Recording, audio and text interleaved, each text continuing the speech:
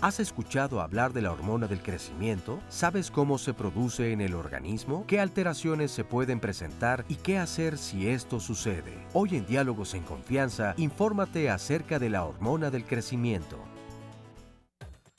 La hormona del crecimiento controla, como su nombre lo indica, el crecimiento corporal, pero esa no es su única función. También modifica el metabolismo y otros procesos en el cuerpo humano. El control de la producción de hormonas se lleva a cabo en el cerebro, en estructuras llamadas hipotálamo e hipófisis. Cuando el cuerpo se encuentra listo para crecer, se liberan hormonas, entre ellas la hormona del crecimiento, la cual viaja a través de la sangre hacia los diferentes órganos del cuerpo y favorece el desarrollo de este. Una vez que se ha logrado el efecto deseado, el cuerpo se autorregula para disminuir la producción de esta hormona y así evitar que se produzca en exceso. Es importante señalar que estos sistemas de autorregulación son muy delicados y el balance puede alterarse fácilmente. El día de hoy vamos a hablar de la hormona del crecimiento, pero específicamente o casi, porque va a haber preguntas por ejemplo, acerca de niños, pero vamos a hablar de la hormona de crecimiento en adultos. Vamos a dedicar un programa dentro de algunas semanas a niños con baja estatura, pero el día de hoy el equipo de producción consideró necesario que habláramos casi estrictamente de lo que pasa con la hormona de crecimiento en adultos. Básicamente en algunas personas que padecen una enfermedad, ya la vamos a describir ampliamente con nuestros especialistas, que es la acromegalia, algunas otras carencias o deficiencias que son muy raras, por cierto, de la hormona de crecimiento en adultos, de manera muy específica. En algunos casos vamos a ver si como en los niños aparecen algunos casos de insuficiencia renal y al final, si nos da tiempo, vamos a hablar del uso indiscriminado de estas sustancias entre los deportistas, entre comillas, que el día de hoy, sobre todo los llamados fisicoculturistas, que presentan una patología muy específica y que, lo vamos a ver también desde el punto de vista psiquiátrico, si es posible, tienden a querer aumentar el volumen muscular de manera artificial, independientemente de las secuelas, de los daños que esto puede causar. Y también, si nos es posible, de este mercado indiscriminado, no controlado y no sé si pirata, desconozco en este sentido, que hay y existe en la mayor parte de los gimnasios del país, tanto los de prestigio, esto entre comillas desde luego, como los que no lo tienen. Y para hablar de esto tenemos invitados verdaderamente de lujo, como el doctor Moisés Mercado Atri, él es neuroendocrinólogo, es jefe de la Unidad de Investigación en Endocrinología Experimental del Centro Médico Nacional Siglo XXI, la doctora Patricia Montero González, que es endocrinóloga pediatra adscrita al Servicio de Endocrinología Pediátrica del Hospital General del Centro Médico La Raza. Está un compañero nuestro de aquí del Politécnico, el doctor Gustavo Arellano Álvarez. Él es especialista en medicina del deporte y es jefe de la Unidad de Medicina y Ciencia del Deporte del Instituto Politécnico Nacional. Y Nora, doctor, buenos que días, no me dio tiempo de todos. saludar porque llegué rapidísimo tratando que apagaran el aire acondicionado. Pero aquí estamos con mucho gusto, como todos los lunes. También Sandra, buenos días. Y está con nosotros la doctora Leticia Naya, endocrinóloga con subespecialidad en nutrición clínica. Y les comentamos también que está la transmisión en vivo por internet. Les damos la dirección muy despacio, http://www.canal11live.tv/internacional/, doctor. Y Sandra, que Hola, no doctor. viene de negro, yo me confundí, viene de azul Vengo marino, de no se azul. preocupen. Muy buenos días, doctor. Buenos días a todos. Nos acompañan en el público personas del grupo de apoyo de pacientes con acromegalia, que nos van a dar su testimonio más adelante, pero bueno, podríamos comenzar con los especialistas que nos digan para qué sirve o cuál es la función de la hormona del crecimiento en el cuerpo. Doctores. Doctora, ¿quiere usted empezar? A ver, ayúdenos. ¿Cuál es la función? Ayúdenos, por favor, de la hormona del crecimiento. Sí. Miren, la hormona de crecimiento, como su nombre lo dice, bueno, tiene probablemente desde etapas, más bien desde etapas tempranas, como órgano blanco fundamental el hueso, con la finalidad de hacer un crecimiento longitudinal y junto con otras hormonas llevar a una talla final adulta en cierto momento. Sin embargo, una característica importante de la hormona de crecimiento es que tiene otros órganos blancos también muy importantes. Mencioné el más conocido o el que parece ser más importante. Sin embargo, tiene órgano blanco el músculo, como se mencionará más adelante, especialmente de importancia para medicina del deporte, lo que mencionaba el doctor. Tiene el tejido graso y además origina una serie de cambios metabólicos en el organismo. Se considera una hormona contrarreguladora, esto es una hormona de respuesta ante un estrés agudo, y pues esto de alguna manera debe de tomarse en cuenta cuando se utiliza de manera terapéutica la hormona de crecimiento. Terapéutica. Así es. Vamos a señalar muy claramente, claro, si es posible después, doctora, lo que es terapéutico. Sin embargo, en la literatura, en la bibliografía de hormona de crecimiento, llama la atención otra hormona de crecimiento que es similar a la insulina, sí, o igual a la insulina. La hormona de crecimiento, per se, es una hormona ancestral, así ancestral. Tiene probablemente 40 millones de años de evolución. O sea, secuencias muy parecidas a hormona del crecimiento se encuentran en organismos procariotes, organismos muy elementales.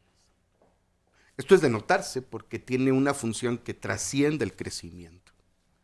De hecho, en algunas especies la hormona del crecimiento tiene funciones más lactogénicas, esto es de producción de leche, que de generar crecimiento.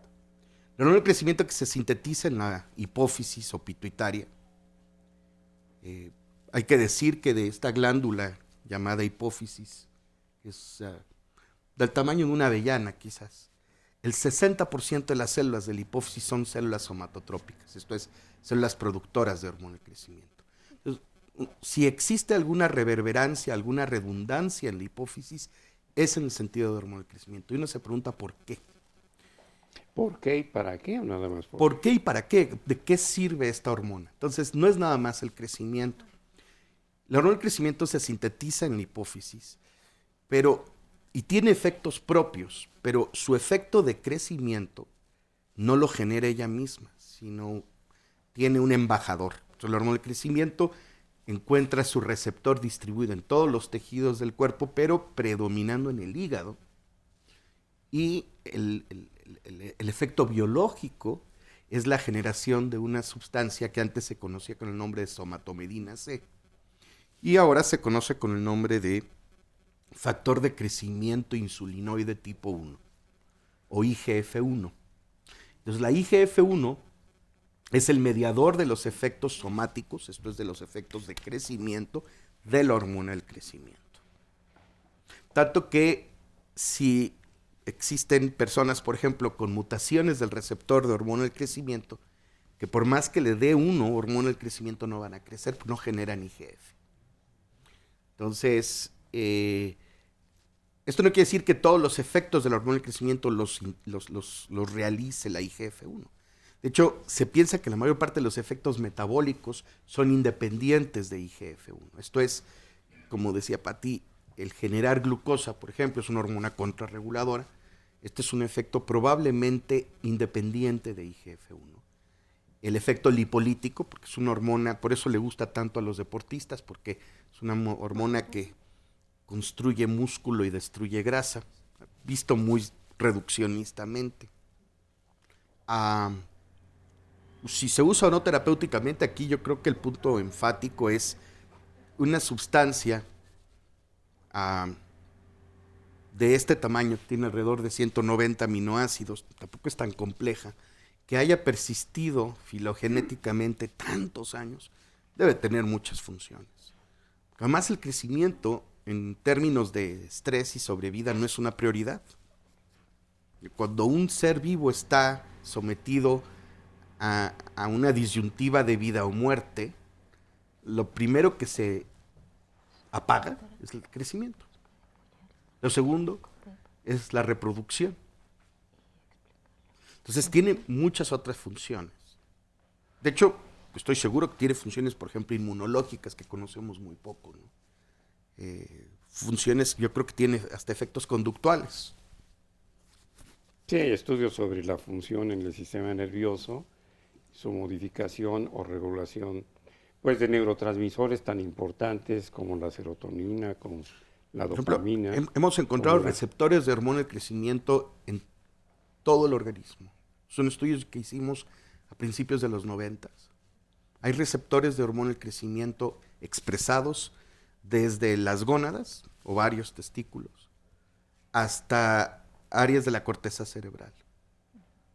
Entonces, tiene efectos en todas partes, ¿no? Siendo tan importante como parece y como están ustedes empezando a enseñarle al público, cuando menos informarle al público, ¿por qué se conoce relativamente tan poco?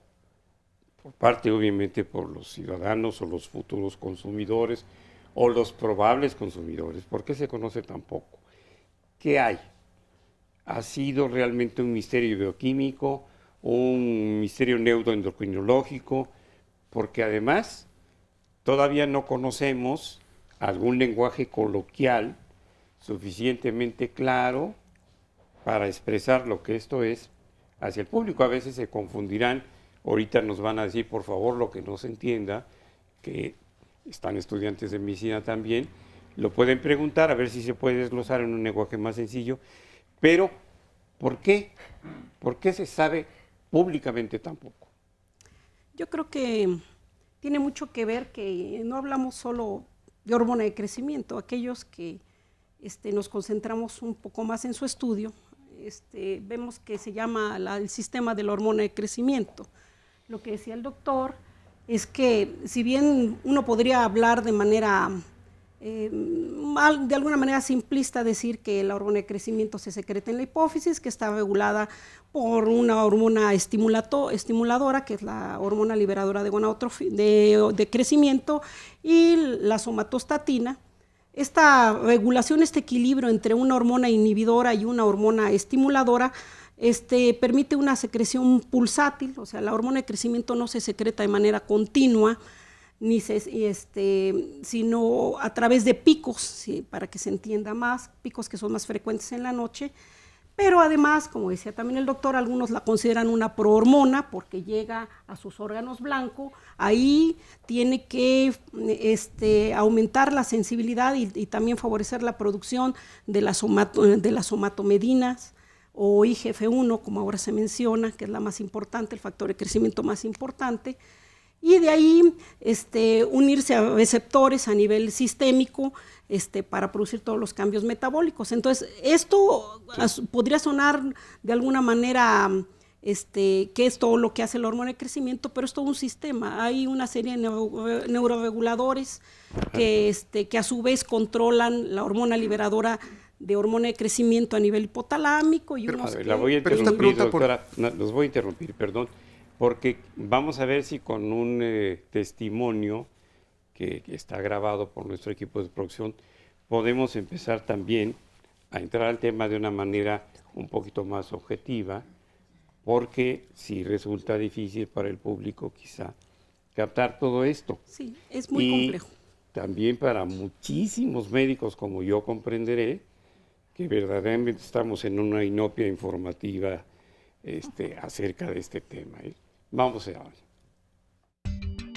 Tengo 55 años y soy acromegálica. Mis primeros síntomas fueron el engrosamiento de voz. Empecé a notar en la vista, dejaba de ver del lado izquierdo. Los zapatos no me quedaban, crecimiento del pie, las manos, la ropa me apretaba.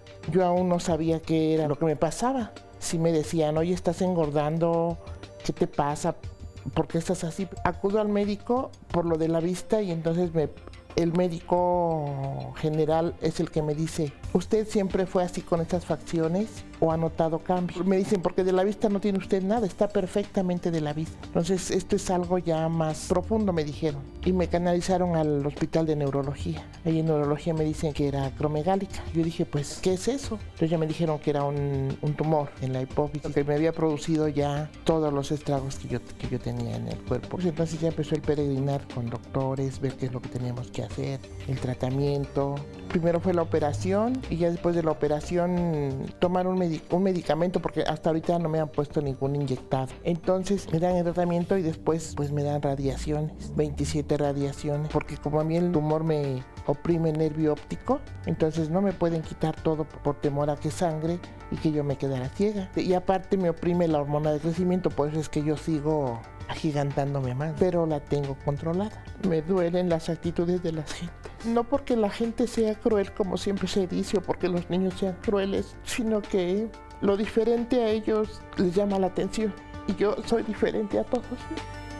Afortunadamente tengo el apoyo de mi familia, yo trabajo, mi hijo me apoya. La verdad es que he tenido, yo creo que una suerte muy grande. Amo la vida, amo a mi hijo, me quiero mucho.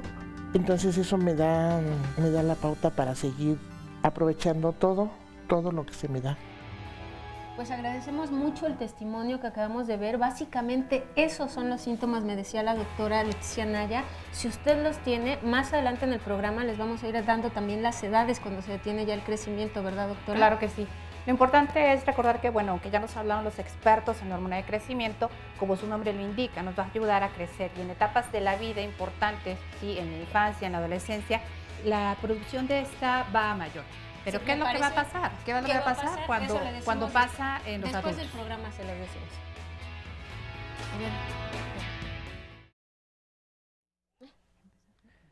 Estamos hablando de la hormona del crecimiento y una de las vertientes de este tema que es tan amplio y tan complicado, si también lo podemos caracterizar como esto o clasificar como esto, cuando hay un exceso de la producción de esta hormona, por una razón que es un tumor en la hipófisis, que ya nos van a hablar más ampliamente de esto, se presenta lo que se conoce como acromegalia. Nos acompañan miembros del grupo de apoyo de acromegalia y me gustaría que nos platicaran cómo empezaron a sentirse físicamente, qué síntomas presentaban, para que el público empiece a entender de qué es lo que estamos hablando.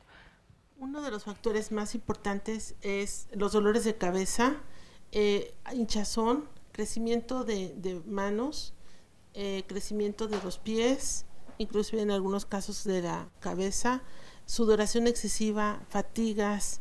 Esos son los puntos más importantes. Si alguien notara esos cambios, es importante que acudan a un médico especialista. En ese caso, los endocrinólogos son los puntos base para esto. En tu caso, ¿cómo te diste cuenta y fue difícil el diagnóstico? ¿Se confundía con otras cosas? Fue muy difícil. Duré 5 años con dolores de cabeza y los médicos me canalizaban a diferentes especialidades, siendo que mi problema era un tumor ya en la hipófisis, pero los doctores nunca se percataron de mis manos y por ejemplo, del crecimiento de ese crecimiento de las manos, y yo tampoco me había percatado de ello. Este viacrucis duró 5 años. Y fue gracias a una nutrióloga que ella fue la que se dio cuenta y me canalizaron a hacerme una tomografía y fue como se dieron cuenta de mi problema. Pero al parecer muchos de nuestros compañeros han hecho un viacrucis para poder llegar a La señora me platicaba que fue una enfermera la que le dijo que probablemente tenía acromegalia. Efectivamente, fue mi vecina, ella es maestra de enfermería de la UNAM. Entonces ella me vio y me dice, no se vaya a molestar, dice, pero usted tiene sus manos muy gruesas, muy grandes.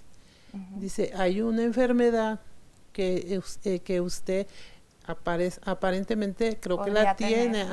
Entonces ella misma me canalizó al Hospital General con un especialista y gracias a Dios y a ella no sufrí yo tanto el calvario que muchos de mis compañeros, porque a mí ella me vio y me dijo, usted tiene esto, y ya me llevó con la especialista. Sí. Doctor, en el caso de la acromegalia, si nos puede ayudar un poquito a definir por qué se presentan este tipo de tumores. La acromegalia es una enfermedad relativamente exótica. Esta es relativamente rara. 40 a 60 casos por millón de habitantes, esa es la prevalencia que se describe. En México tenemos desde el 2009 realizando el registro epidemiológico de acromegalia, se llama programa EpiAcro, todas las personas que están aquí están registradas en ese registro porque involucra todos los sistemas de salud. Entonces, todas las personas que reciben tratamiento por acromegalia están registradas en y en México la prevalencia estimada ahorita es de alrededor de 20 casos por millón de habitantes.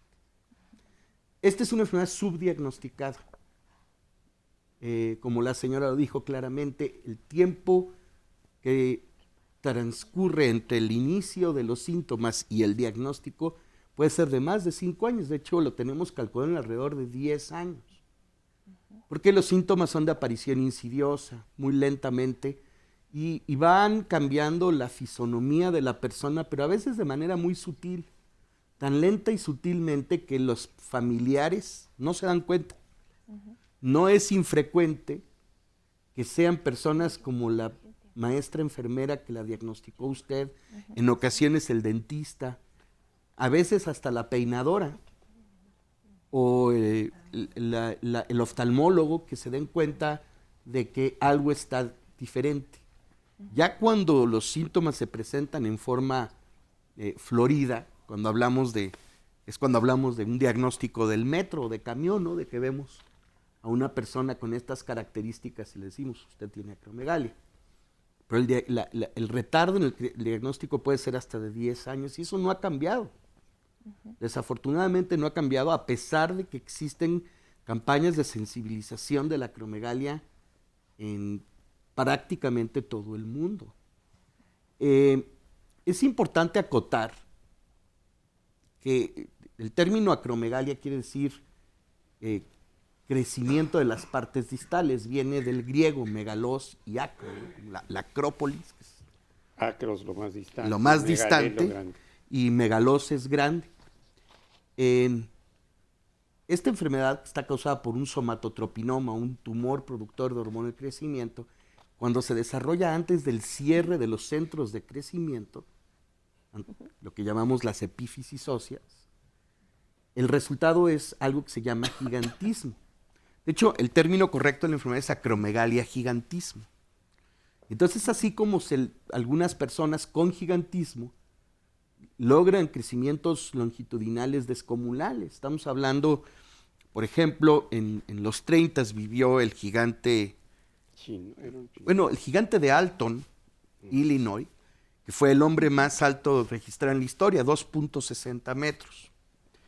Y les voy a platicar algo que es interesante porque no sabemos muchas veces lo que pasa en nuestro propio país.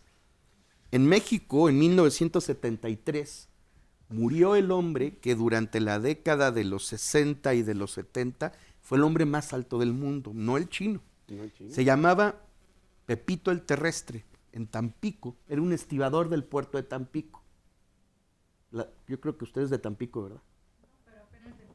Dice que ya conoce la historia. Es interesante porque en el Zócalo de Tampico hay una estatua de Pepito el Terrestre. Pepito el Terrestre medía 2.35 metros. Ahora, es probable que los gigantes, los que desarrollan esto a edades muy tempranas, tengan cambios genéticos muy peculiares. Nosotros los hemos estudiado en acromegálicos jóvenes y recientemente, en diciembre, el gobierno de la ciudad de Tampico y el hijo de Pepito el Terrestre, él murió en 1973, nos permitieron exhumar sus restos. Entonces yo fui a Tampico en noviembre, finales, exhumamos el cadáver de Pepito el Terrestre. Yo tengo fotos en el celular, si quieren verlas, para que vean de qué tamaño era su cráneo y su fémur, para hacer estudios genéticos que estamos en el proceso de hacerlos. El mismo estudio genético que algunas de las personas que están aquí han participado. Y lo que sucede es que estas personas continúan creciendo longitudinalmente hasta alcanzar dimensiones verdaderamente descomunales y están muy enfermos. Y en algún caso se pensaría, doctor, que son personas muy altas, ¿no? Que no necesariamente tienen una enfermedad. Y aquí podría caber la pregunta para el doctor que nos acompaña en cuanto a la investigación de del deporte, si los es que jugadores no de nada básquetbol, más es doctor. la estatura. Sí. Es muy notorio el crecimiento óseo del rostro, de las manos y de los pies. Sí. Por ejemplo, lo van a ver en muchísimas películas. Uno de las películas del 007 hace 20 y tantos años, de la primera serie, donde todavía no estaba guapo Sean Connery, Jaws, Mandíbulas o algo así, uno de los protagonistas que le ponen además dientes de fierro, pues es un acromegálico. Uno de los protagonistas de las películas entre charros y vaqueros que empezaron a hacer después en el disque cine mexicano, también algunos luchadores, pero muchos de los artistas, entre comillas, que son escogidos precisamente por sus deformidades, valga la expresión con todo respeto, son acromegálicos. Probablemente algunos deportistas, yo no sé si lleguen a tener la capacidad natural y sean basquetbolistas. Vicente Fox, no, esa es otra patología. Pero ¿no? aquí se alteraría la condición física, Claro, Gustavo Arellano, doctor. Bueno, yo creo que aquí el uso indiscriminado de la hormona de crecimiento por el desconocimiento de los deportistas, por el desconocimiento de la gente que guía a los deportistas, pues también los lleva a tener esas deformidades, ¿no? Tanto si los toman en temprana edad, obviamente va a haber deformidad por el abuso tan importante, va a llevar la deformidad de tejido óseo, va a llevar la deformidad de las masas musculares, y pues se ve reflejado a un determinado tiempo cuando ya el deportista ya no hay necesidad de crecer, lo siguen estimulando a través de la hormona de crecimiento, que no tienen el conocimiento adecuado de cómo se debe de utilizar. Sí, bueno, hay que recordar un poquito, perdón, lo que son los efectos. No solamente son los efectos en el crecimiento, sino los pacientes que tienen acromegalia vienen acompañados de otros trastornos, ¿no? Trastornos que pueden ser por la misma presión que está ejerciendo estos tumorcitos que se generan a nivel de hipótesis, y por los cambios metabólicos que se van a estar dando, ¿no? Que a veces son ocultados o no son tan evidentes estos cambios de la acromegalia, o no pensamos como primer parte de diagnóstico, ¿no? Entonces hay que aclarar un poquito que, aunque sí efectivamente tenemos deportistas de talla muy alta, ¿sí? Que pueden a lo mejor utilizar, ¿sí? una hormona de crecimiento, su talla no está relacionado con lo que es la acromegalia, que principalmente sabemos que está ocasionada por la presencia de un tumor, y que este tumor nos va a estar causando una hipersecreción, un aumento en la secreción y todos los efectos que va a tener, y obviamente todos los problemas metabólicos, cardiovasculares que van a venir, ¿sí? El uso ya de esta hormona como auxiliar en el tratamiento de talla baja, que es el problema de niños principalmente, ¿sí? Y que hay que estudiarlos además, ¿sí? Puede ser que no sé si tenga, doctora, un momento que abusemos de esto, que se dé inadecuadamente, y que logremos tallas mucho más altas, ¿no? Que serían como que los errores médicos que tendríamos que ver. Sí. Aprovechando, le leo esta llamada para ver si podemos orientar a la señora Marcela. Dice, tengo un hijo de 13 años, mide 1,90, pero el papá de mi hijo tiene una estatura de 1,70. Quisiera saber si tengo que hacerle un estudio o es normal que el niño mida esto. Ella mide 1,60, soy promedio. ¿Qué prueba le debo hacer? A eso vamos, mire, realmente muchas de las características físicas en relación al crecimiento, cuando hay una hipersecreción de hormona de crecimiento, depende, como decía el doctor Mercado Atri no hace un momento, depende de si los núcleos de crecimiento todavía están abiertos o si están cerrados. La acromegalia, realmente las modificaciones tan importantes que hay en el rostro, manos, pies, visceromegalias y demás datos, se dan fundamentalmente porque los núcleos de crecimiento ya están cerrados, y lo que crece realmente, digamos que el hueso se engruesa, se dice que hay lo que se llama apoptosis celular, o sea, más bien se establecen capas en el hueso, no hay crecimiento longitudinal, por eso está la deformidad tan característica del paciente acromegálico. En el paciente con gigantismo sí predomina más, o sea, cuando están abiertos los núcleos de crecimiento, predomina más el crecimiento longitudinal. Entonces, Aquellos pacientes que de manera histórica menciona el doctor que presentaron esas estaturas tan grandes es porque era tanta la hipersecreción de hormona o era tal la cantidad de hormona de crecimiento circulante y de etapa tan temprana en estos individuos que les permitió alcanzar esas estaturas tan importantes, ¿no?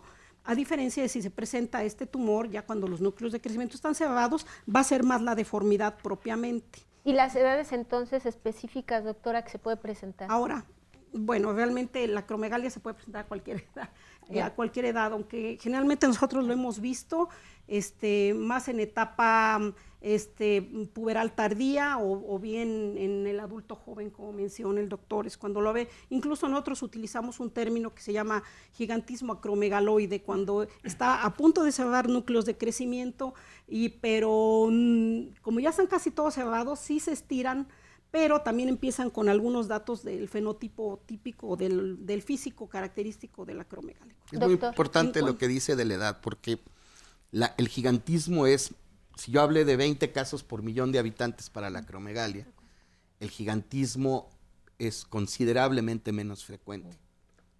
Quisiera regresar un poco a la pregunta que el profesor Lamoglia hizo, porque es muy importante, porque esto es cuestión de cultura popular.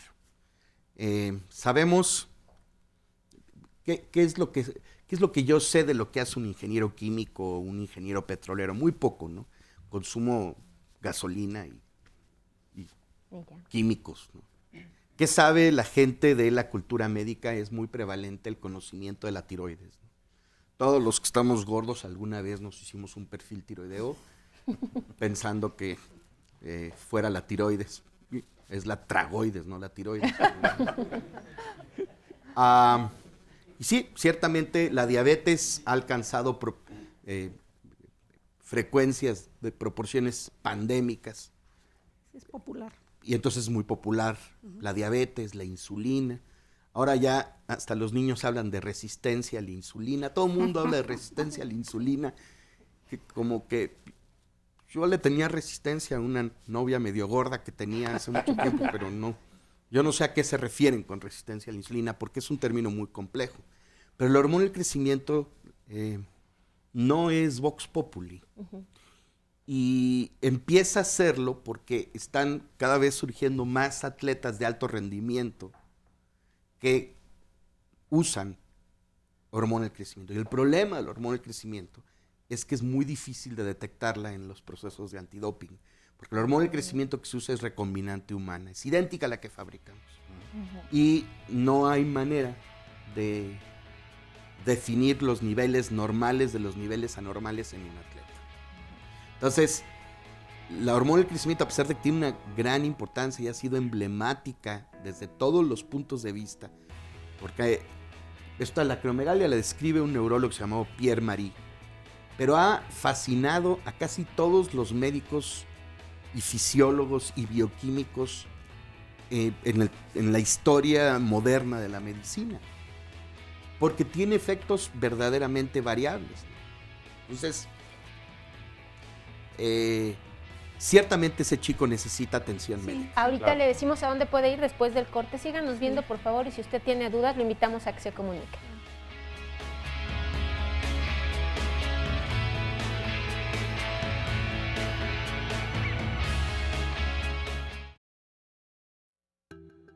Tengo 69 años. La acromegalia me la diagnosticaron cuando yo tenía 45, 50 años. En consecuencia, me programan una intervención quirúrgica.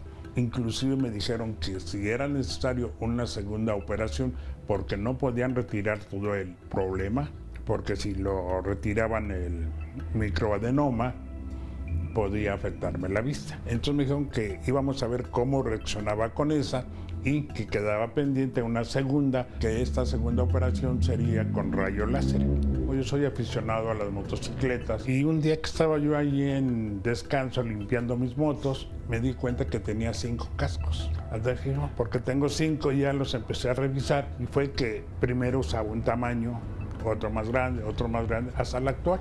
Me crecía la cabeza, ya fui con el médico, me explicó qué era y me envió al hospital, a la especialidad. De ahí me mandaron a otro hospital de Liste y ahí fue donde me hicieron todos los estudios necesarios para estar seguros de que yo era acromegálico. Una de las causas por la que me di cuenta fue por el crecimiento de los pies, que iba yo usando calzado más grande cada vez. Otra de las deformaciones que yo la sentí más antes, pero no le puse atención, fue la deformación de los dientes, de las mandíbulas, que los dientes se empiezan a separar y pues acaba uno por perderlas, o tratamiento de las piezas dentales. El doctor me dijo que la acromegalia era un defecto de que la glándula hipofisiaria estaba trabajando de forma incorrecta y que a su vez esa glándula controla otras glándulas, entre ellas la que produce la hormona de crecimiento. Lo más difícil pienso que es enterarse de los problemas que le puede ocasionar la acromegalia, y una vez que los localiza o los ubica, ya sabe a qué le va tirando. Y bueno, estamos viendo este testimonio, gracias por compartirlo con nosotros. Quería retomar también parte de esto porque nos preguntan si hay problemas de la vista también, doctora. El problema de la vista va básicamente por la presión que va a estar ejerciendo estos tumores, entonces sí pueden haber alteraciones visuales, ¿no? La pregunta viene al respecto de que ya nació con un problema de visión. Bueno, no creemos que tenga relación a menos que existiera ya un problema de un tumor previamente, ¿no? Otra cosa que están preguntando muchísimo en las redes también, si hay una cuestión genética en esto, si nos pudieran hablar, y la orientación que nos quedó pendiente para la señora Marcela que se comunicó. Bueno, ya para dejarle la palabra al doctor, que es el experto en esto de la detección genética. Sí, realmente por los datos que nos da la señora, realmente es difícil que podamos justificar la estatura alta del niño por una talla alta familiar, que existe, por supuesto. Entonces, así como cuando se valora el crecimiento porque nos llega un paciente bajito, también cuando nos llega un paciente alto tenemos que vigilar, revisar los antecedentes, hacer una historia clínica completa, y entre esos, por lo que nos está diciendo, le repito, no tiene justificación familiar para una talla alta familiar. Debe de revisarse porque puede ser que si todavía no tiene los núcleos de crecimiento cerrados, como es esperado a los 13 años, que tal vez nos encontremos ante un gigantismo. No lo aseguro, por supuesto, claro. Es necesario hacer una valoración integral. Entonces debe de acudir con su pediatra, ya sea a nivel institucional o a nivel privado, para que verifique los estándares de crecimiento del niño y saber si es necesario derivarlo al especialista, en este caso un endocrinólogo pediatra. ¿Sí? Doctor, la cuestión genética. Esto va muy ligado de la edad de presentación. En general, la acromegalia es una enfermedad esporádica, esto es no genética o no hereditaria, en el 96% de los casos, 97% de los casos. Pero eso es tomando una perspectiva muy, muy general. Si uno estudia grupos de población específicos, uno puede encontrar ciertas condiciones hereditarias en una mucho mayor proporción. Entonces, por ejemplo, los gigantes tienden a estar formando parte de síndromes hereditarios, más que los acromegálicos. Perdón que hable, esta terminología de hablar de los gigantes, los acromegálicos, no pretende ser despectiva. Aquí la gente, hay muchos compañeros aquí que saben que yo soy el Chabelo de los acromegálicos.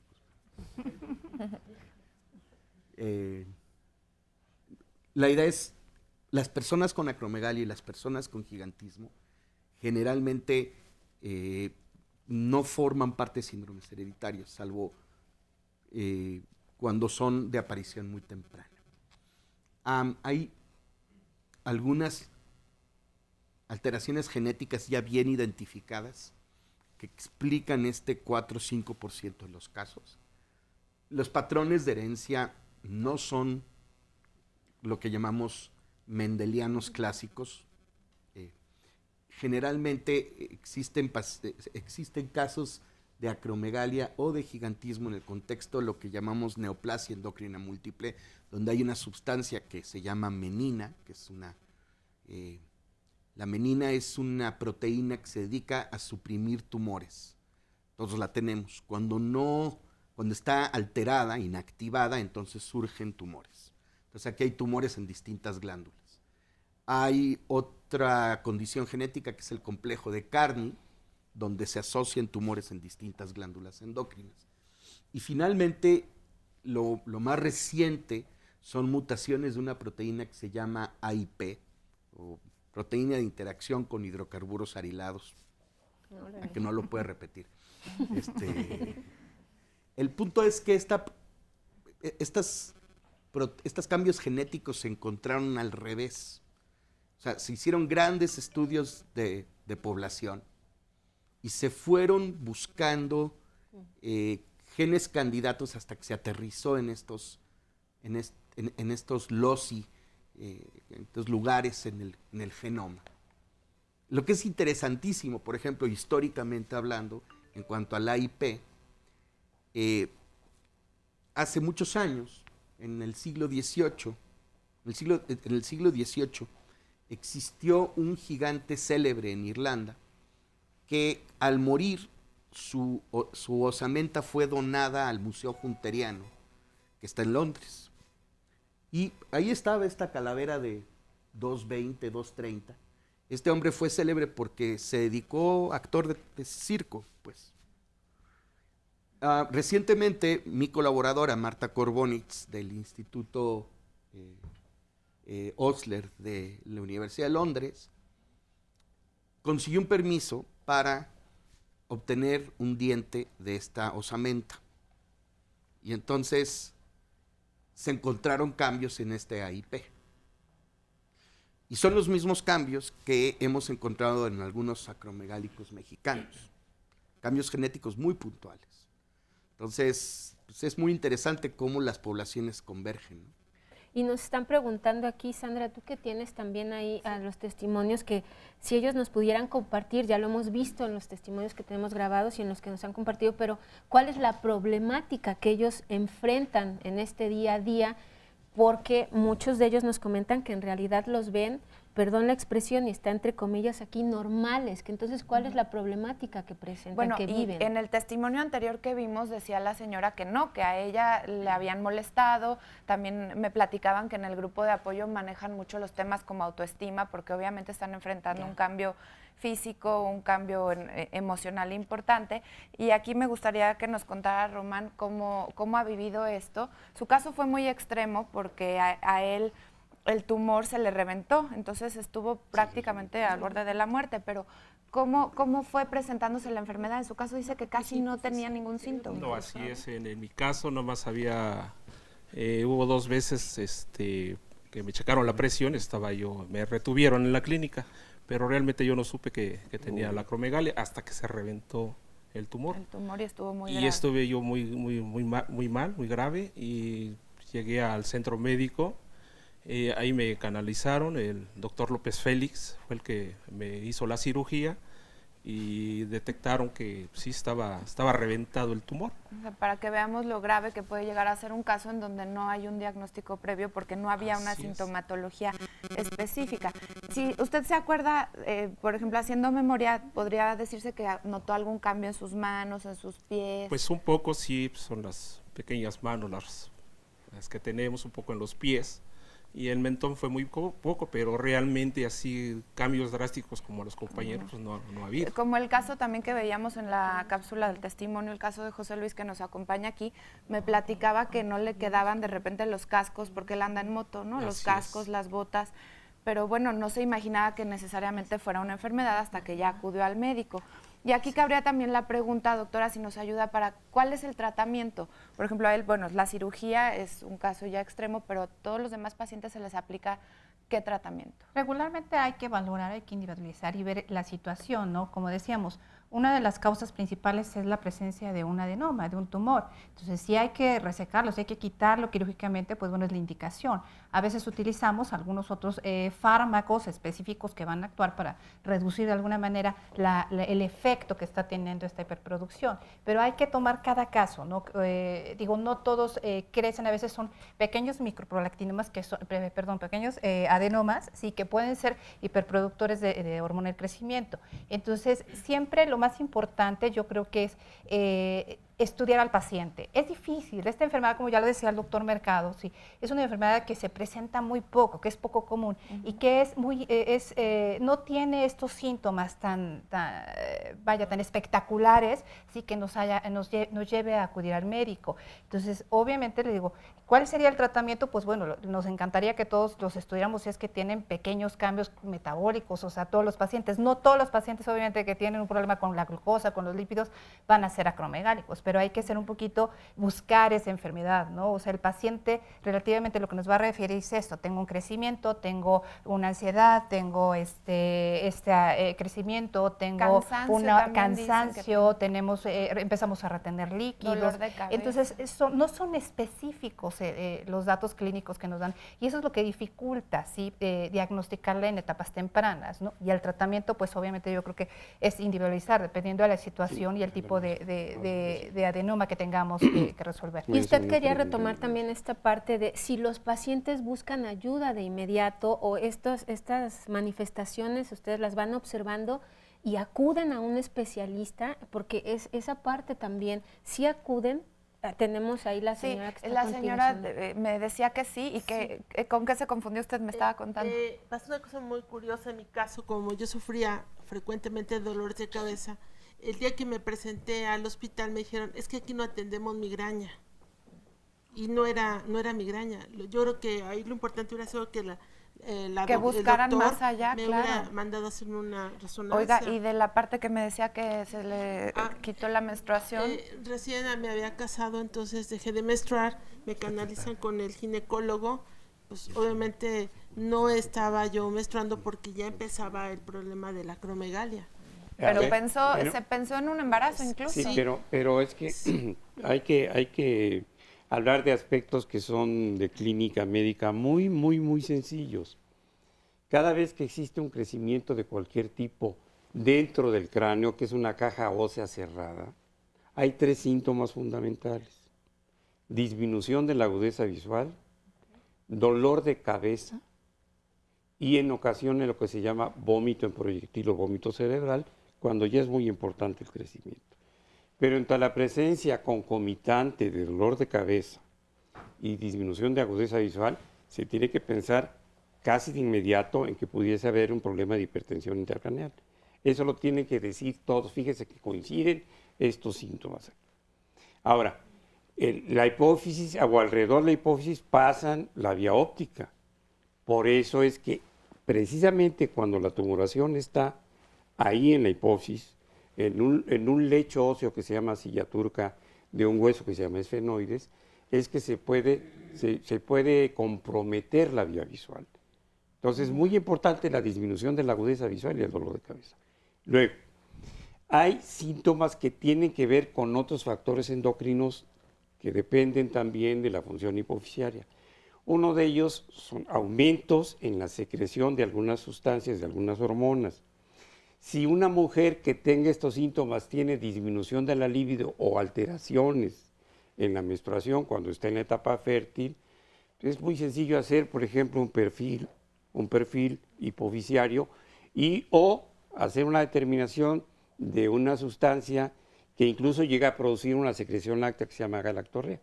Esta sustancia es muy fácil de detectar y además produce disminución importantísima del deseo sexual.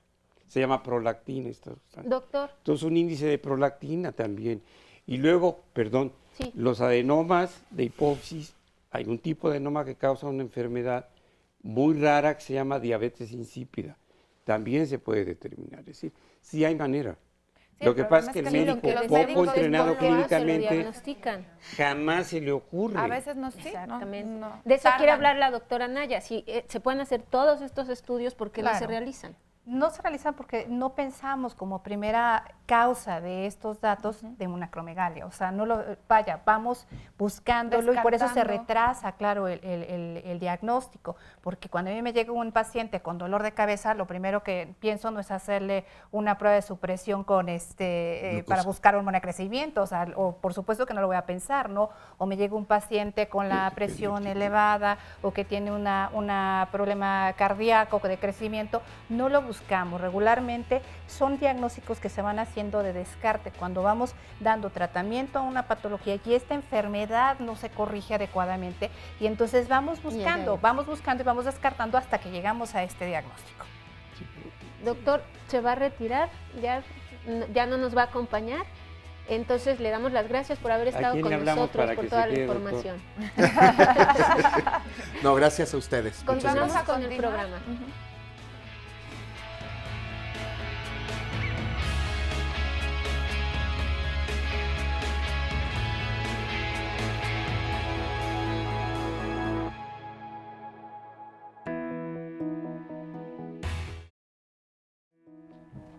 Pues seguimos con ustedes hablando de mitos y realidades de la hormona del crecimiento, pero mañana hay más diálogos en confianza y estará con ustedes Cristina Jauregui. El tema es niños deprimidos, ¿están tristes o deprimidos? Tenemos reportes del Hospital Psiquiátrico Infantil, doctor Juan N. Navarro, que entre sus pacientes es la segunda causa. Vamos a ver qué estamos haciendo como sociedad para que esté sucediendo esto.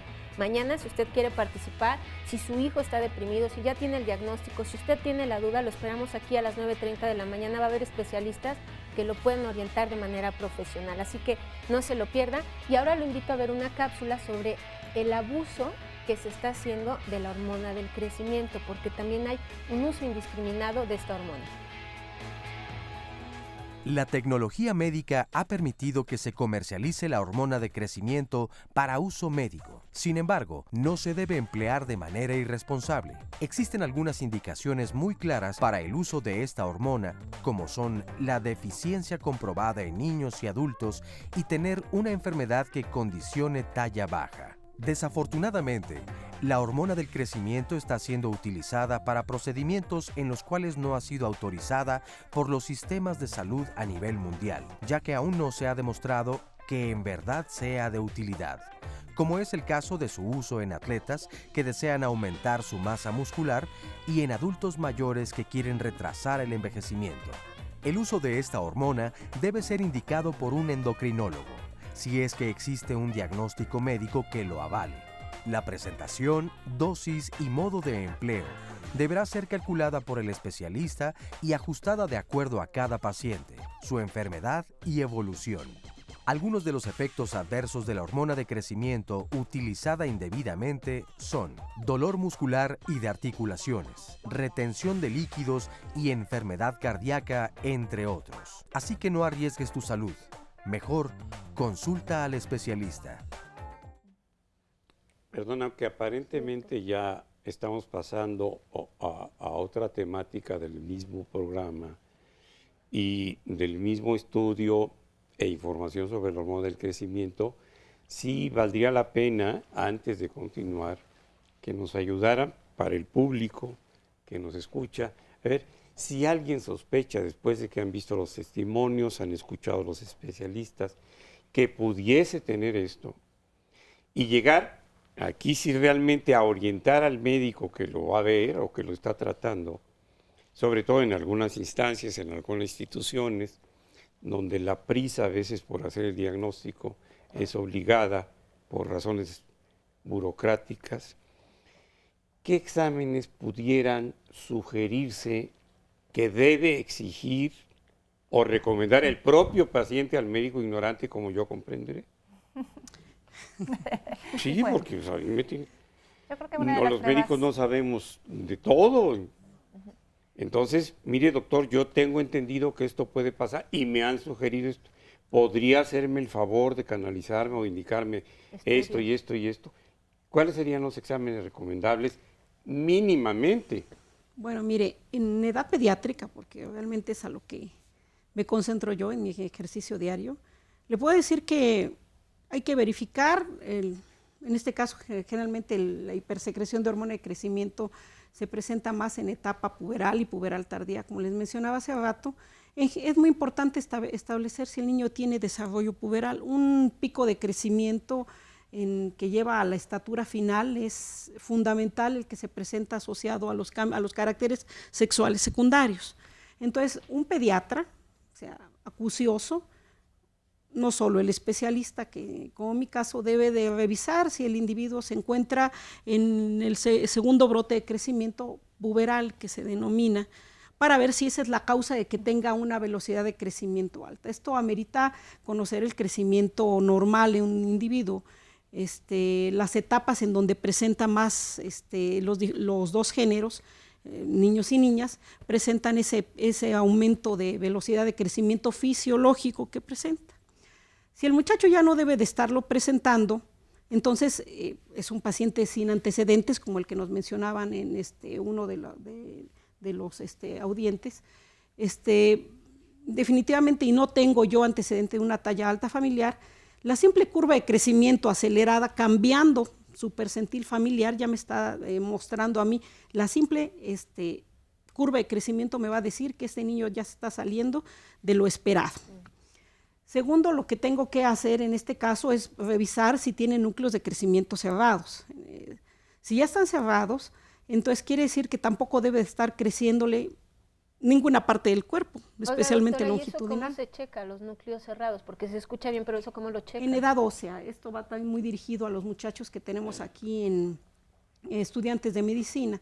Pero el médico debe saber hacer una valoración, aunque sea la más sencilla que existe, que es comparar la aparición de núcleos de crecimiento. Los núcleos de crecimiento se conoce perfectamente, incluso existen atlas comparativos que nos permiten al médico determinar qué edad biológica tiene. El hablar de núcleos de crecimiento quiere decir hablar de edad biológica. Entonces me está diciendo si un individuo ya tiene 14 años, si realmente todavía va a crecer. ¿Por qué? Pues porque a lo mejor todavía tiene sus núcleos de crecimiento abiertos. Los núcleos de crecimiento son las porciones de los huesos largos del organismo que tienen cartílago, que aún no se osifica, que aún no se endurece en la diferenciación como respuesta a la hormona de crecimiento. Entonces, el médico... ¿Con una radiografía? Con una radiografía. Una simple radiografía, generalmente la mayor parte de los atlas, si es que queremos hacer algo más acucioso, utilizan los núcleos de crecimiento que aparecen en los huesos largos de la mano menos usada, digamos. En este caso, generalmente la mayoría somos diestros, se utiliza la mano izquierda, una radiografía que me permite ver si los núcleos de crecimiento de esa mano están abiertos. Y luego la experiencia nos permite determinar qué edad biológica tienen, si ya están cerrados o no. En el caso de un paciente que estoy sospechando acromegalia o por lo menos un gigantismo acromegaloide, no solo tomó de mano, o sea, eso me va a decir si todavía tengo potencial de crecimiento o no, sino también se determina una serie de radiografías de las porciones donde hay crecimiento acral, o sea, radiografías de cráneo, por supuesto, para ver el crecimiento de arcos cigomáticos o bien mandibular, como lo referían algunos de los testimonios, ¿no? De manera clásica se escribe en la clínica que tomemos radiografías de pie para ver el calcáneo, que es el huesito que tenemos en el talón, en donde estamos viendo un engrosamiento más allá. Hay una serie de índices que nos permiten determinar que están creciendo fuera de rango. Especialmente si no tenemos todo el cuadro clínico o todo el fenotipo, ¿no? Especialmente en los jovencitos, que el crecimiento es más longitudinal que las modificaciones de la apoptosis, o lo que hace rato mencionaba yo como engrosamiento nada más de ciertos huesos, ¿no? Entonces, las radiografías, el asegurarnos si no hay un crecimiento fisiológico todavía de ese individuo, es lo primero que nos hace pensar si el paciente puede tener una hipersecreción de hormona de crecimiento. ¿Algún examen de sangre? Si además tiene algún dato fenotípico ya más evidente, yo puedo hacer, debo de hacer exámenes generales también para determinar si se está alterando el metabolismo de la glucosa, que es relativamente común que se empiece a alterar, un perfil de lípidos completo, que también, como mencionaba hace rato el doctor, realmente moviliza grasa, la hormona de crecimiento, y puedo encontrar especialmente los triglicéridos, que es un nombre de unas de este tipo de lípidos, que se incrementa de manera importante en este tipo de individuos. Esos serían los generales. En un momento dado, ¿estaría recomendado en una primera instancia de exámenes, si la sospecha clínica es suficiente, hacer, por ejemplo, una resonancia magnética de la silla turca? Yo creo que primero, bueno, más bien no creo, lo primero que se hace es hacer una determinación de de algo que se llama el IGF-1, que tanto se ha mencionado, la somatomedina C, que es el término anterior. ¿Esos son estudios de sangre, doctora? De sangre, exactamente. La ventaja de este tipo de parámetro laboratorial es que es una sola determinación, que se encuentran ya los niveles bien determinados por edad, en todas las edades, y lo que debe de estar produciendo normalmente un adulto. Entonces, si lo encuentro elevado, es todavía una señal de alarma más. Si yo tengo esto e intento abreviar el tiempo, sí puedo solicitar una resonancia magnética de cráneo, y al mismo tiempo puedo hacer algo que se llama un estudio con una carga oral de glucosa, pero específica para que funcione como un estímulo para la hormona de crecimiento. Se dice que en este tipo de prueba, es una prueba que se lleva 3 horas, a diferencia de la que se utiliza para la diabetes mellitus. Esta prueba se lleva 3 horas, se utiliza otra cantidad de azúcar, ¿sí?, ya estandarizada, y se determina la hormona de crecimiento cada media hora, y lo esperado cuando hay una respuesta aguda de la hormona de crecimiento es que se inhiba si yo doy una carga. Y sobre todo la cuestión de lo que nos decía el doctor Lamoglia, si el paciente tiene esta información, si está dudando, si continúan con estos síntomas, ellos también, pues sí exigir, porque tenemos estos derechos como paciente, a que se le hagan estos diferentes estudios que ya nos mencionaba la doctora, como ustedes nos están exigiendo que hablemos ya del uso indiscriminado de la hormona del crecimiento. Nada más permitan algo, porque se van a quedar con muchas dudas en el público si no decimos, por ejemplo, cuando nuestro testimonio nos habla de una intervención quirúrgica. Bueno, si a mí, con la hernia inguinal o la posibilidad de operación de próstata, se me caen los calzones y se me sube lo demás, si mi mamá me dice que me van a operar del coco, siendo que cuando yo era estudiante, decía el doctor Bolaños Cacho, que era mi maestro y trabajaba yo me decía, ¿cuál es el lema de los neurólogos, doctor? Pues no sé. Y decía, coco abierto, coco muerto. Entonces, obviamente, pues no. Imagínense el terror de que le digan a uno que le van... Porque además tienen sus cabecitas muy íntegras. ¿Qué me quiere decir? ¿Por dónde y cómo se hace esa intervención? Que no haya porque si no, ahorita en el público va a haber diarreas o desplomes diarreicos mínimos. A ver, me voy a parar para que me platique la señora rapidísimo para pasar a lo que ya nos están pidiendo de su operación, señora. ¿Cómo fue? Pues mire, mi operación fue, pues yo digo que yo no me di cuenta, pero me imagino que fue muy sencilla, porque fue por la nariz. Okay. No es como... No es abrirle el coco. Por eso quería yo que escucharan. Sino fue por la nariz y por la boca. Y desde que la operaron, ¿ha sentido que ya no ha crecido, por ejemplo, sus manos? ¿Cómo se ha sentido? ¿Valió la pena? Me he sentido muy bien, porque me dijo el doctor, el endocrinólogo, que me iban a sacar un 80% del tumor. Y como el mío era muy pequeño, pues realmente, pues sí. Fue un buen resultado. Sí, fue un buen resultado. Doctora, también se habla de radiación, que sería la otra opción. Puede ser una opción para disminuir el tamaño del tumor, ¿no? Y que son tumores benignos, ¿verdad, doctora? La mayoría Además, de ellos son benignos, o sea, la mayoría de incidencias son tumores medicamentos que también sugieren. Eso nos faltaba eso. Muchas veces no podemos reducir el tamaño del tumor, ya sea por una radioterapia o por una cirugía, y entonces lo que hacemos es dar todavía algunos medicamentos, o sea, que van a favorecer que detengan la acción de esta hormona, ¿no? Entonces, básicamente... Bueno, ahora sí vamos a ir con el Comité Olímpico Mexicano. Tenemos llamadas para el doctor Gustavo, ya bueno, para todos, pero él que es especialista en esto, dice... O en el fútbol. Lidia Carvajal, ¿por qué sucede que un atleta de alto rendimiento se queda sin hormona del crecimiento y si esto puede dar lugar a un infarto, el abuso? Se queda sin, así nos pregunta, doctor, sin hormona. ¿No se quedan sin hormona del crecimiento o sí, doctor? Bueno, yo creo que es un término que no está muy bien especificado, pero no se puede quedar un organismo sin la hormona del crecimiento. Llega un momento en donde el organismo deja de utilizarla porque ya creció en su totalidad el cuerpo a una determinada edad, pero sigue funcionando la hipófisis, entonces no que se quede.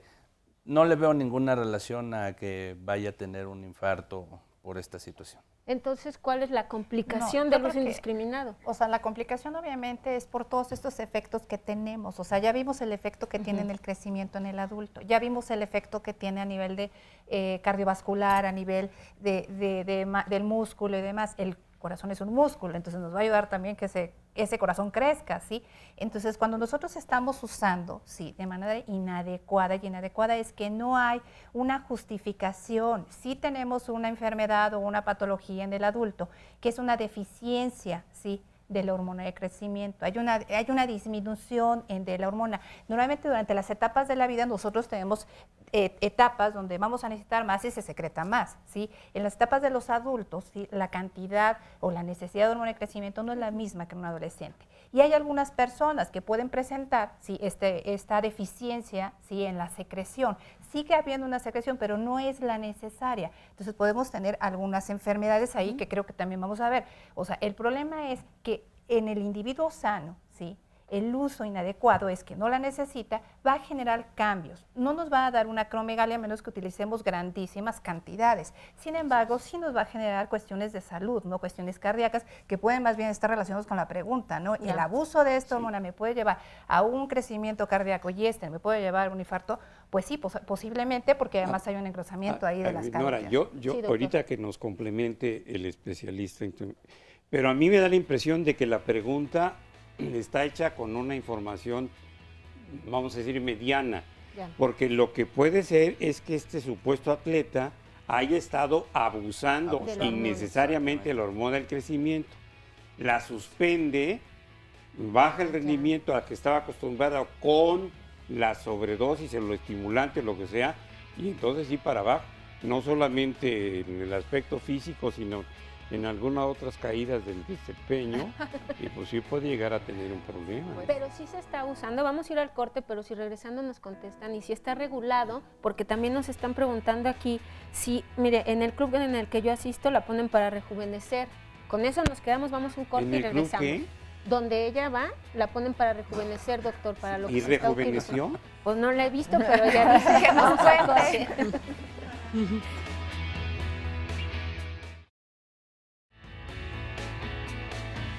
La hormona de crecimiento, como su nombre lo dice, bueno, como órgano blanco fundamental el hueso, con la finalidad de hacer un crecimiento longitudinal y junto con otras hormonas llevar a una talla final.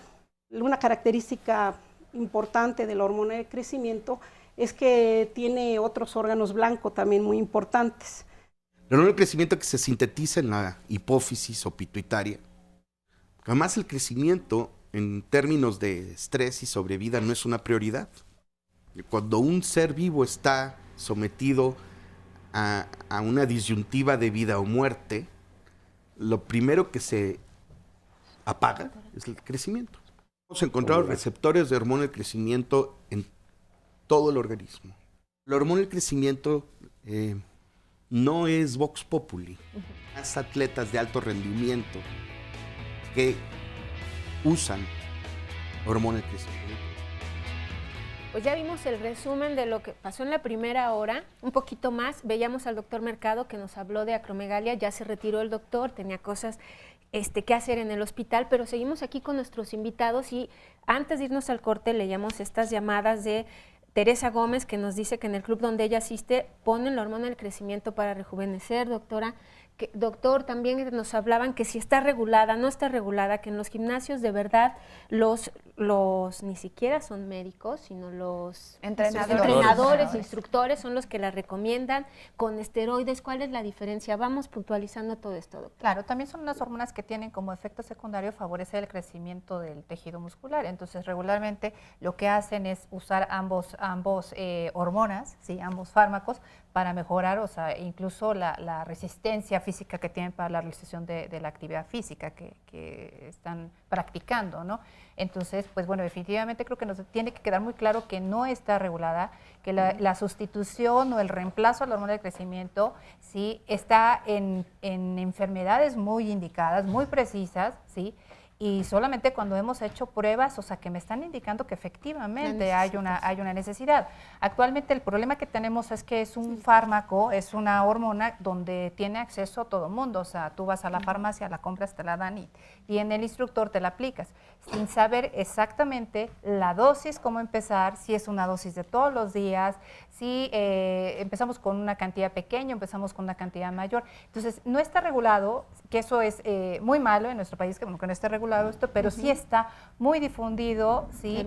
El uso de ella, sobre todo para mejorar las capacidades físicas, ¿no? Obviamente con el desconocimiento de todos estos problemas fisiológicos, todos estos problemas que va a generar en nuestro cuerpo, ¿sí? Tanto el suspenderlo, como ya lo comentaba el doctor, suspenderlo bruscamente, además de que no sabemos de qué dosis, ¿no? Estamos pero sí utilizando. Es cierto que funciona como la fuente de la eterna juventud, doctor Gustavo, porque sí nos están preguntando esto y no se vaya a querer ir el público a comprarla y qué consecuencias tiene, ¿no? Qué miedo utilizarla. Bueno, yo creo que ese término va a atraer a cualquier gente, ¿no? Yo creo que a Chabuelo, por ejemplo, lo podrá atraer. Probablemente la utiliza, no sé, pero yo creo que es un término muy arriesgado y yo creo que es el momento muy adecuado para invitar a la gente a que no la use de manera desconocida, ¿no? Yo creo que para eso existen los especialistas con grandes estudios, con grandes avances que se han tenido en el estudio de ese tipo de hormonas. Los endocrinólogos son específicamente los encargados de decir cómo y cuándo utilizar este tipo de sustancias. Por eso la eterna juventud es tendrá hacer su precio ejercicio. que pagar, ¿no? Porque decían de los riesgos del corazón, etcétera, otros riesgos. Como se decía anteriormente, este tipo de padecimientos, este tipo de alteraciones en la secreción de la hormona de crecimiento, pues es una patología, una enfermedad que ataca metabólicamente al organismo. Entonces, obviamente se van a ver reflejados en diferentes tipos de deficiencias. Por ejemplo, va a atender al crecimiento de la masa muscular, que es lo que buscan muchos deportistas, sobresalir en el grupo que están desarrollándose, si son atletas, ser más veloces, si son personas que trabajan en el atletismo, en las diferentes disciplinas, el lanzamiento de bala, el lanzamiento de disco, en el fútbol americano, ser más fuertes, ser más rápidos, pues lo hacen de manera incorrecta, ¿no? Porque utilizan este tipo de sustancia que es la hormona de crecimiento, hace crecer al músculo y obviamente utilizan algunos, me voy a meter a lo mejor en un problema, pero no, desgraciadamente el deporte por abajito del agua está mal llevado, ¿no? ¿Por qué?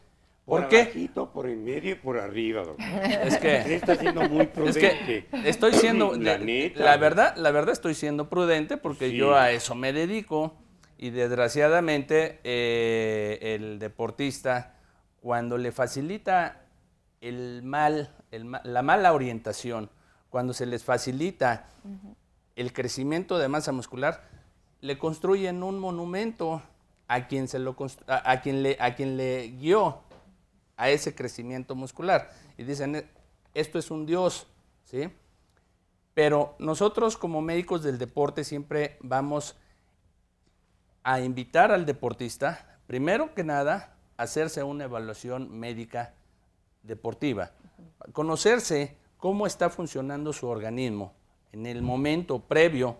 Si es un deportista que va a iniciar una actividad física, pues tenemos que invitarlo a que se conozca cómo, con estudios. Estudios probablemente los más básicos, que es una biometría hemática, una química sanguínea, un examen general de orina para ver cómo están los funcionamientos internos de nuestro organismo.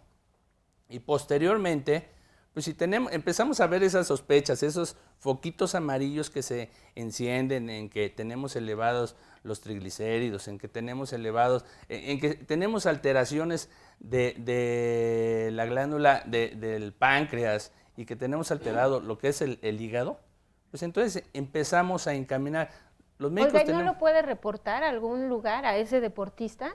Pues, siendo honestos ya, si están viendo que hay esta alteración. Bueno, antes de hacer yo un reporte, tengo que cerciorarme, porque sí, efectivamente, hay el órgano que controla todo esto, que es la Agencia Mundial de Antidopaje, que es la WADA, ¿sí? En sus siglas en inglés, y que ellos, dentro de la lista que sacan cada año, al inicio, el primer día de cada año, sale una lista que todos los órganos federados deben de tener en conocimiento para todos aquellos deportistas que realizan diferentes disciplinas. Por ejemplo, vamos en el fútbol soccer, todos los partidos siempre se les hace una prueba antidopaje por el uso indiscriminado. Aunque sean del América, también los del América se les Doctor, de ese tema no lo hablemos porque yo soy americano. Ya estamos hablando de deportistas de alto rendimiento, famosos, de alto rendimiento, y que pudieran tener la necesidad de presentar estas pruebas, pero en un gimnasio, en un club como el que nos mencionaba la señora,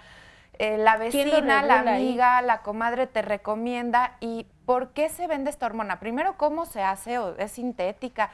¿Por qué la pueden obtener? ¿Esto es legal? ¿No es legal? Desgraciadamente, y ahorita le voy a pedir a la doctora, a ti que ella es la experta en cómo se hace la hormona, ¿sí? Desgraciadamente, en ese tipo de lugares es vendida clandestinamente.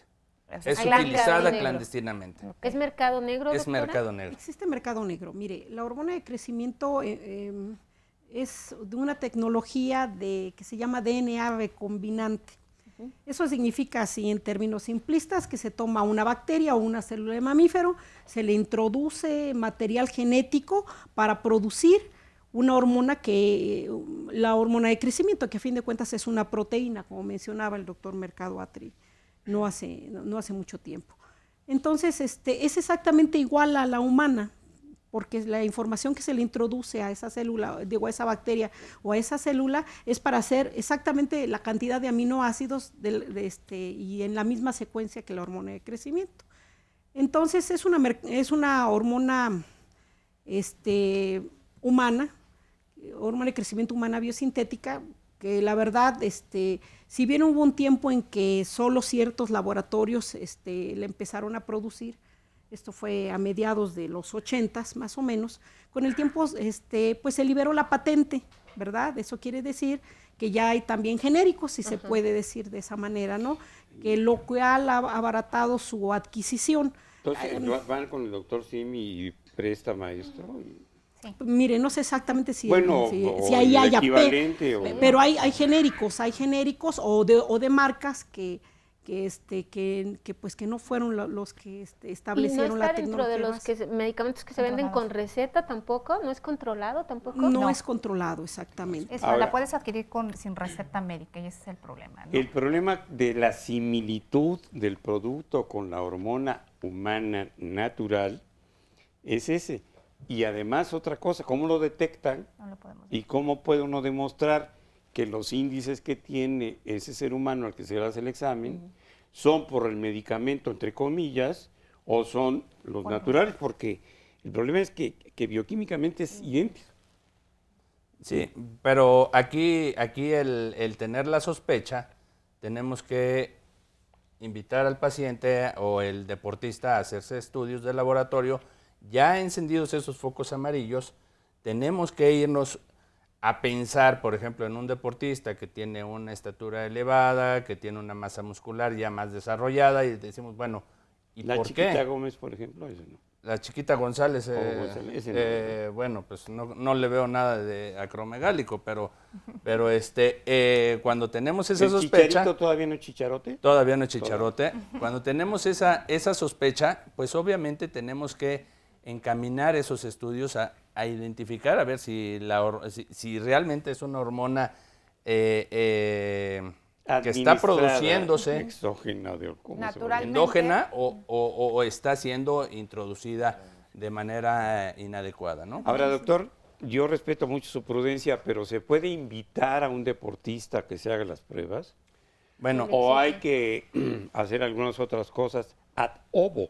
Bueno, aquí la invitación es para todos los deportistas que están federados, que están dentro de una federación deportiva, llámese fútbol soccer, llámese fútbol americano, cualquier tipo de CODEM y federación cosas esas de que los vastos rige dañados. en nuestro país, que rige lo que es la CONADE, y hoy se les invita y por lo tanto el deportista no puede negarse.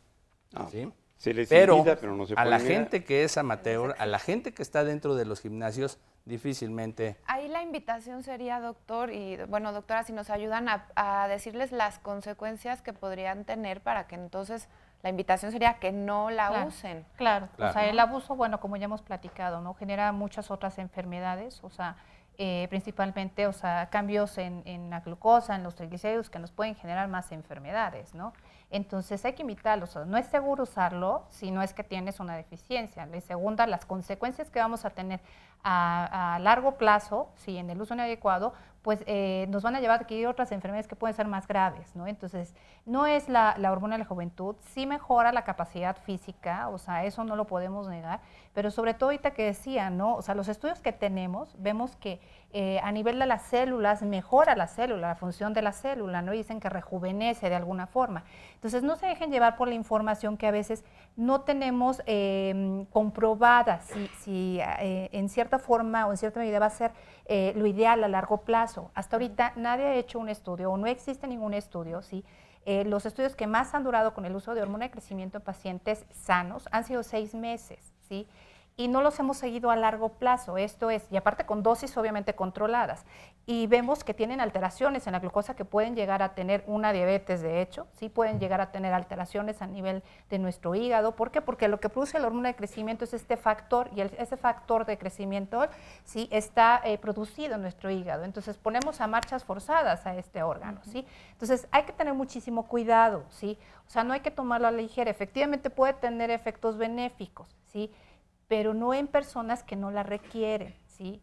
Entonces, hay que invitarlos, sobre todo a que hagan conciencia a largo plazo, sí, que esperamos, o sea, tener problemas de cardíacos, esta misma hace que se engruesen estas capas de músculo a nivel de nuestras arterias, entonces hay que tener mucho cuidado, no es tan fácil, ¿sí? No es me la pongo, bajo de peso, me crece la masa muscular, ¿no?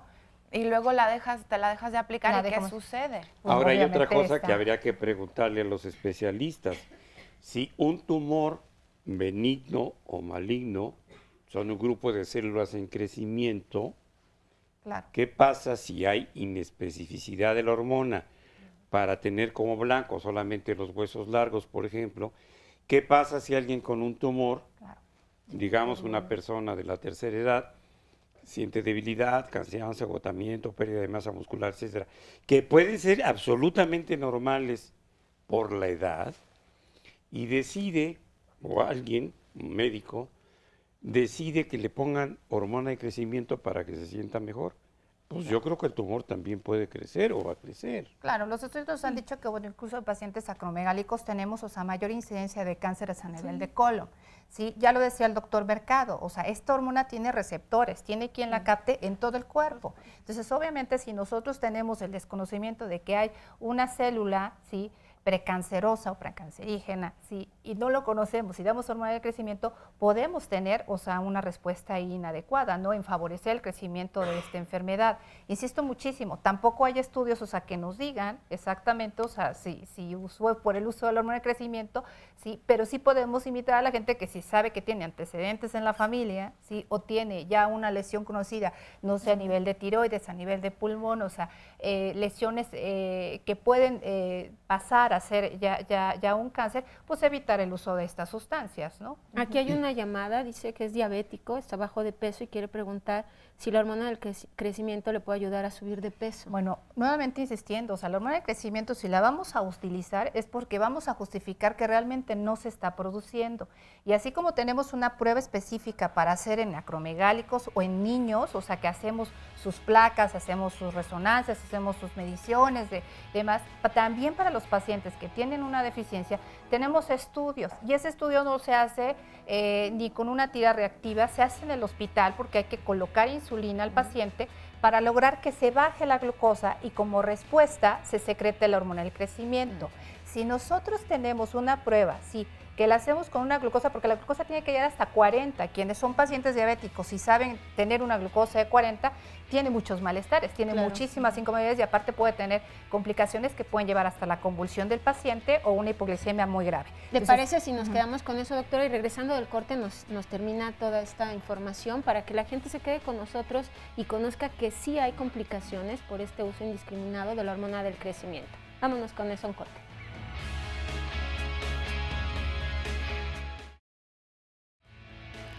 Seguimos con ustedes. Le quiero decir que el próximo lunes el tema será embarazo de alto riesgo. Usted sabe, obesidad, hipertensión arterial, ¿verdad, doctora? Diabetes.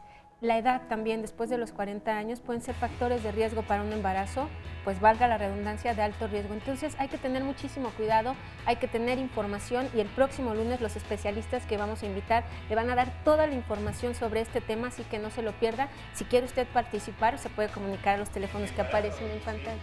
También en adolescentes, doctora, así es. Tanto a los 15, a los 13, como a los 40. 15 ya están viejas. No me diga, a los doctor. 12, a los 12. Tiene usted razón, se están presentando embarazos a los 11 años. Así. Y dicen que muchos ministros religiosos son los que generan algunos problemas de esta naturaleza. De eso no creo que hablemos la próxima semana, doctor. Pero así es. De eso no hablaremos la próxima semana, pero sí de embarazo en adolescentes después de los 40 y todo lo que ya le mencionamos, así que no se lo pierda próximo lunes 9:30. Ahora vamos a un resumen y después una cápsula de una doctora que nos platica cómo utiliza la hormona del crecimiento. La acromegalia es una enfermedad esporádica, esto es no genética o no hereditaria. Pero el médico debe saber hacer una valoración, aunque sea la más sencilla que existe, que es comparar la aparición de núcleos de crecimiento. Al hablar de núcleos de crecimiento quiere decir hablar de edad biológica. Los núcleos de crecimiento son las porciones de los huesos largos del organismo que tienen cartílago, que aún no se osifica, que aún no se endurece. Las radiografías, el asegurarnos si no hay un crecimiento fisiológico todavía de ese individuo, es lo primero que nos hace pensar si el paciente puede tener una hipersecreción de hormona de crecimiento. Debo de hacer exámenes generales también para determinar si se está alterando el metabolismo de la glucosa, que es relativamente común que se empiece a alterar. O se puede quedar un organismo sin la hormona de crecimiento.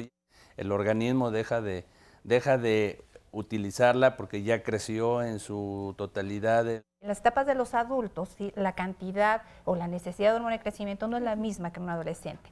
En el individuo sano, ¿sí?, el uso inadecuado es que no la necesita, va a generar cambios. No nos va a dar una acromegalia a menos que utilicemos grandísimas cantidades.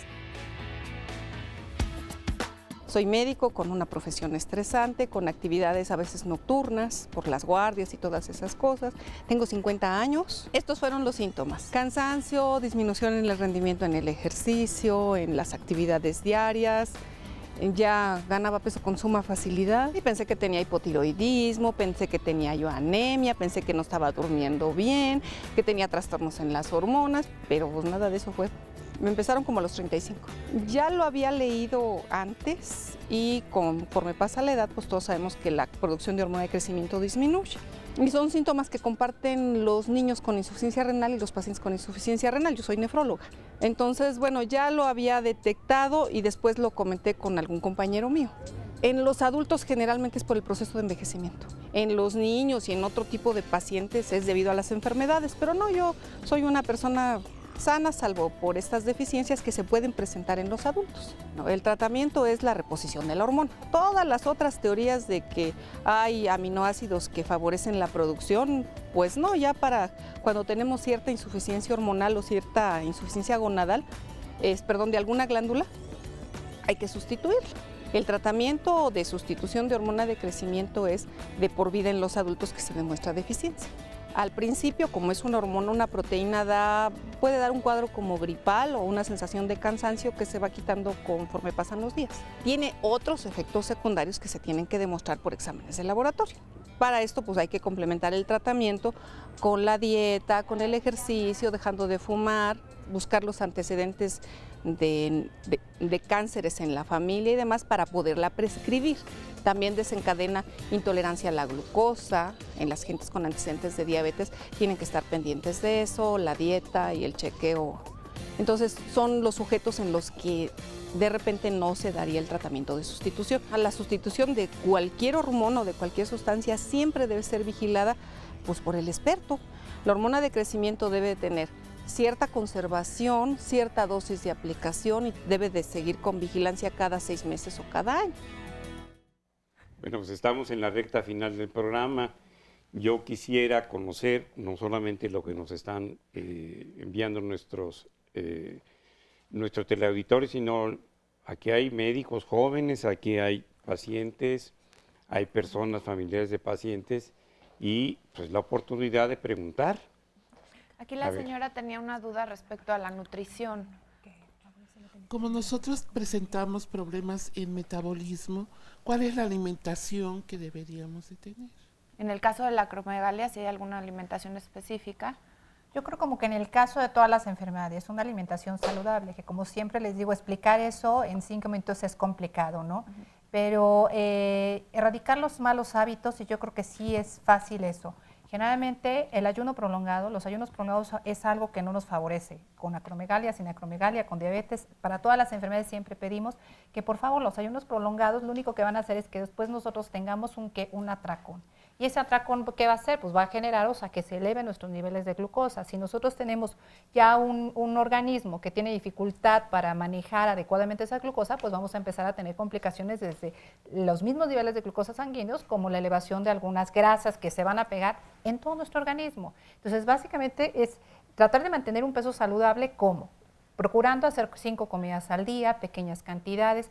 Si yo les digo aquí refrescos, todo el mundo sabemos que no forma parte de una alimentación, no está en estas recomendaciones de un plato del bien comer, entonces sabemos que no los debemos de incluir. Si me preguntan alcohol, aunque las normas oficiales nos permiten beber, pues la verdad es que tampoco está dentro de un plato saludable, ¿no? Indicaciones específicas, o sea, son pacientes que a veces tienen como complicaciones la hipertensión, entonces obviamente cuidar un poco la ingesta de la sal, no abusar de esto porque nos va a favorecer. Nora, ¿te preguntan algo más ahí en redes, en aquí las llamadas? Algunas preguntas aquí de un estudiante. En lo que me subo a ver a los estudiantes de medicina, ayúdanos. Claro que sí. Bueno, y también hay nos están cuestionando acerca de este programa sobre talla baja y la hormona del crecimiento. Les queremos decir que en marzo ya está programado este tema, ¿verdad, doctor? No se nos impaciente, por favor, y ahí les daremos toda la información al respecto. Sheila Almaraz, que nos escribes, con muchísimo gusto vamos a hablar de esto. El tema específicamente hoy sí era acromegalia y este uso indiscriminado del que nos están dando información hoy los especialistas. Y Rosy Estrada nos pregunta, doctor Gustavo, que le están dando en el gimnasio Cardispan. ¿Que esto qué es? ¿Que si tiene relación con la hormona o qué es? No, no tiene ninguna relación.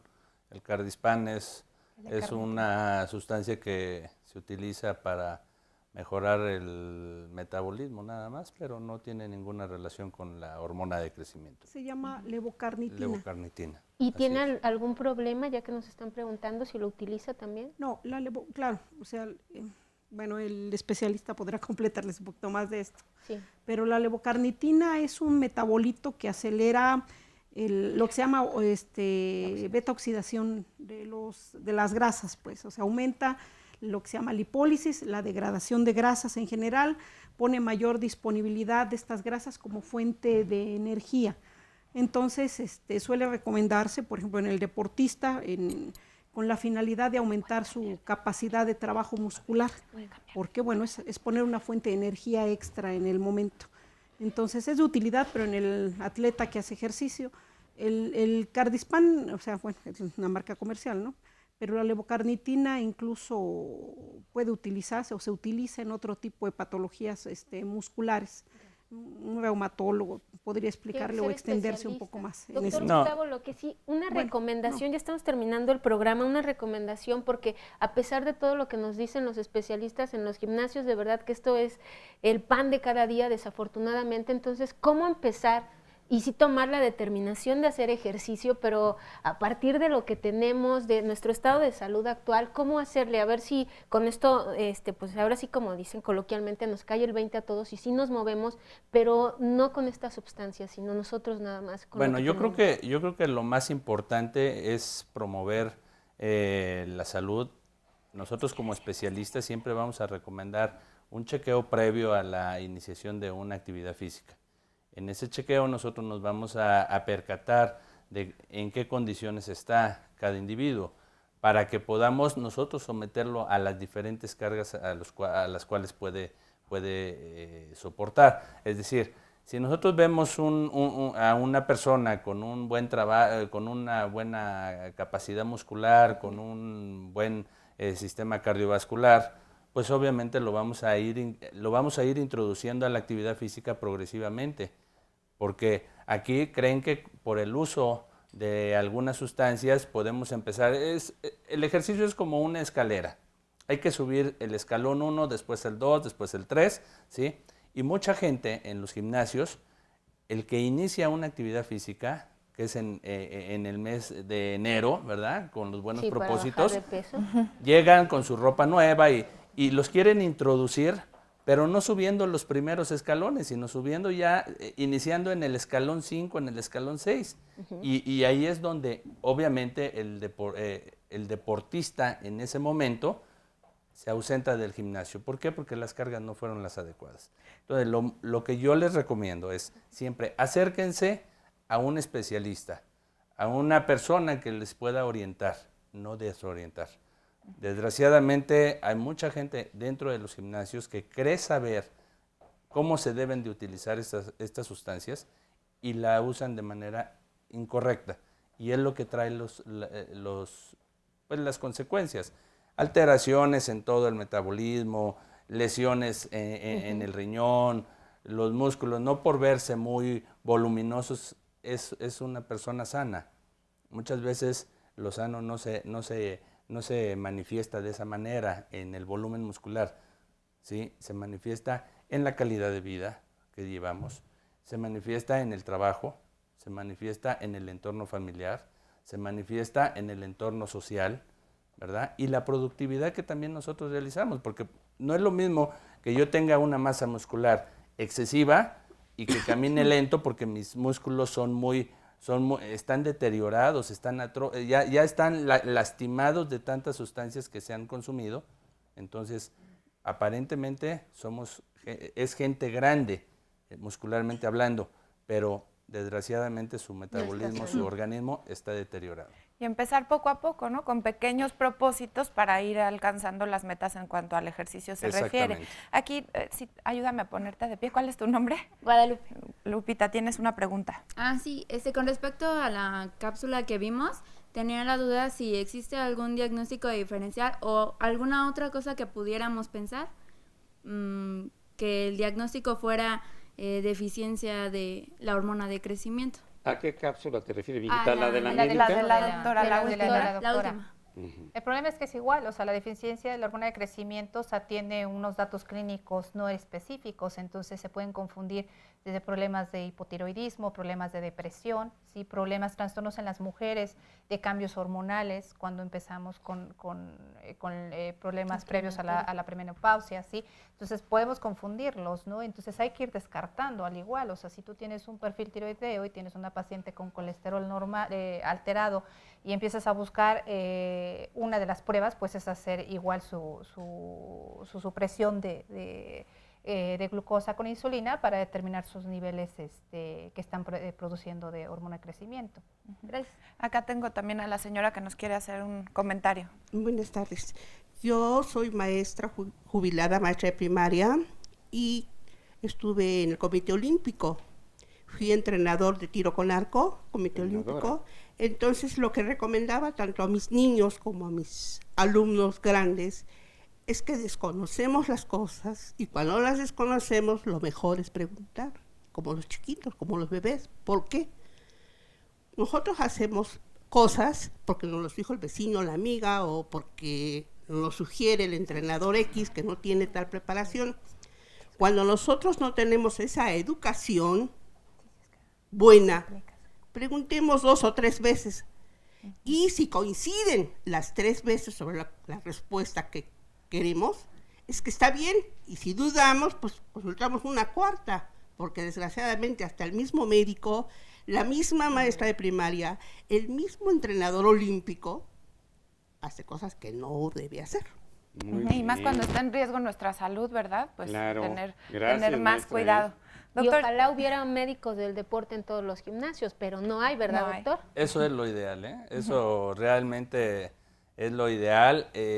Afortunadamente, año con año salen especialistas y tratamos de que salgan lo mejor preparados para que se enfrenten a estas realidades en donde tenemos que combatir a estas personas que realmente no... ¿Y cómo se combaten, doctor? No, pero antes, ¿de dónde salen? Porque está diciendo, doctor, salen especialistas. Bueno, ¿De ya... ¿De qué escuela? Hoy ya existen muchas escuelas. Nuestra escuela del Instituto Politécnico es la pionera en medicina del deporte y de ahí se derivaron muchos compañeros que antecedieron antes de que yo terminara mi especialidad.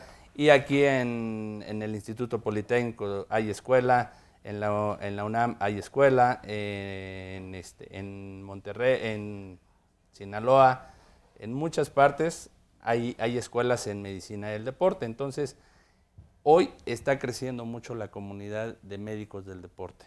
Acérquense, realmente yo creo que es importante que busquen a los especialistas para que nosotros podamos de alguna manera canalizarlos a los especialistas en este tipo de sustancias que no se deben de consumir, ¿no? Hay algo que no hemos dicho.